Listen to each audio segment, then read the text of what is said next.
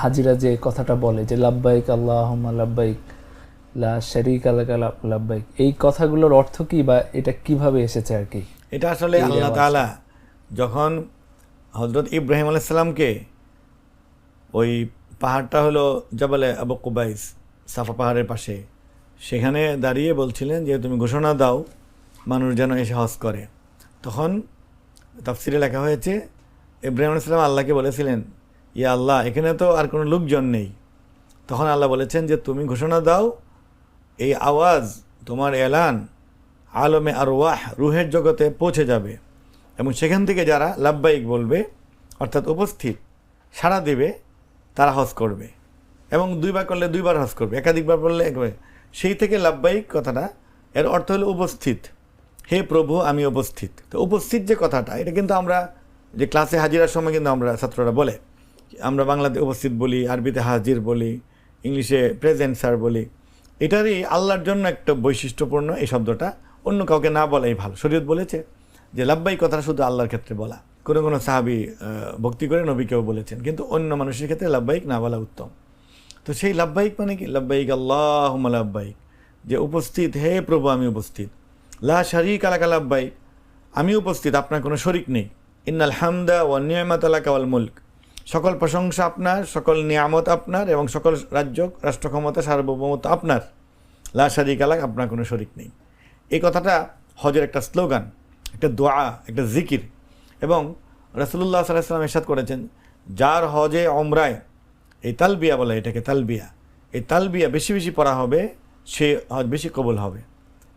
এই জন্য এটা আগে থেকে শিখে নেওয়া উচিত। হজের জন্য যে অর্থ ব্যয় হয়, যারা একবার হজে যায় ফরজ হজ আদায় করার পরে আবার বারবার নফল হজ আদায় করাটা, এটা উত্তম না এটা এই টাকাটা সদকা করা বা এই টাকাটা দরিদ্রদের দান করা এটা উত্তম? হজ তো প্রথমবার আদায় করলেই ফরজ আদায় হয়ে যায়। তারপরে দুটি দিক আছে। একটা হলো মানুষের মনে একটি আকাঙ্ক্ষা থাকে যে প্রথম গিয়ে তো বুঝতে বুঝতে, চিনতে চিনতে, এর গভীরে যেতে যেতে আমাদের সময় লেগেছে, এই জন্য আবারও একবার যাই। তো এই জন্য এক দুইবার যাওয়ার বক্তব্য এতে আছে, ইসলামে আছে। এবং আল্লাহ রাসূল এটাও বলেছেন, আল উমরাতু ইলাল উমরাতি কাফফারাতুল লিমা বাইনাহুমা, এক ওমরার পর আরেকটি ওমরা করলে মাঝখানের সব গুনাহ মাফ হয়ে যায়। আল হাজ্জুল মাবরুর লাইসা লাহু জাযাউন ইল্লাল জান্নাহ, একটি মকবুল হজ এর বিনিময় জান্নাত ব্যতীত কিছু নয়।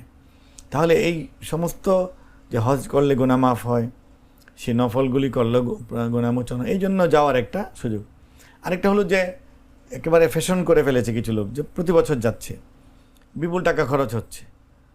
এই লোকগুলির সমাজে বা তাদের দায়িত্বে যদি মুসলিম উম্মার এমন কোনো বিষয় থাকে যে অভাবী লোক আছে, দরিদ্র আছে, যুদ্ধ আছে, তারপরে শরণার্থী আছে, এদের দিকে সে কোনো দায়িত্ব পালন করলো না, তার মানে আত্মীয় স্বজনই দরিদ্র আছে, তার প্রতিবেশী না খেয়ে আছে, তার দেশবাসী অনাহারে আছে, এরকম ব্যক্তি নফল হজের জন্য যায়, আর আসলে তার কর্তব্য এই আর্থিক দান অনুদান এটা ঘাটতি হয়, তাহলে অবশ্যই গুনাহগার হবে।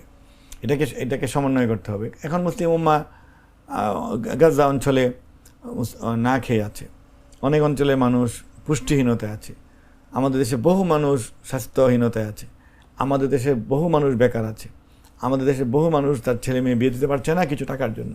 এই সকল দায়িত্বকে উপেক্ষা করে শুধু যদি আনন্দের জন্য ভ্রমণের উদ্দেশ্যে হজে যায় না, তাহলে তো এটা তার দায়িত্ব পালনের ঘাটতি হবে, গুনাহ হবে। সেই ক্ষেত্রে তার জন্য সদকা করাটাই, সদকা করা উত্তম হবে, সওয়াব অনেক হবে। আমার একটা স্মার্ট সিদ্ধান্তে 25% গ্যাসের খরচ কমেছে। ভাবছেন কিভাবে? সাধারণ গ্যাস স্টোভ বদলে আমি এনেছি আরএফএল গ্যাস স্টোভ। এর সাইন্টিফিক নজল ও ব্রাস বার্নার ক্যাপ সমানভাবে তাপ ছড়িয়ে রান্না করে দ্রুত, তাই গ্যাসও বাঁচায় 25%, টাকাও বাঁচে 25%। আরএফএল গ্যাস স্টোভ, নিরাপদ ও গ্যাস সাশ্রয়ী।